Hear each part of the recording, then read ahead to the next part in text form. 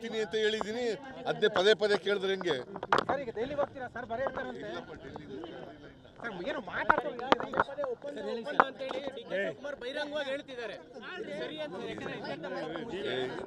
ನಾನು ಹೈಕಮಾಂಡ್ ಪ್ರಶ್ನೆ ಕೇಳಿದ್ದು ನೀವು ಹೈಕಮಾಂಡ್ ಕರೆಗೆ ಕರೆದ್ರೆ ಹೋಗ್ತೀನಿ ಅಂತ ಹೇಳಿದೀನಿ. ಅದನ್ನೇ ಪದೇ ಪದೇ ಕೇಳಿದ್ರೆ ಹೆಂಗೆ? ಸರ್ ಈಗ ದೆಹಲಿಗೆ ಹೋಗ್ತೀರಾ ಸರ್? ಬರೀ ಇರ್ತಾರಂತೆ ಸರ್, ಏನು ಮಾತಾಡ್ತಾರೆ ಅಂತ ಹೇಳಿ ಡಿ.ಕೆ. ಶಿವಕುಮಾರ್ ಬಹಿರಂಗವಾಗಿ ಹೇಳ್ತಿದ್ದಾರೆ. ಸರಿ ಅಂತ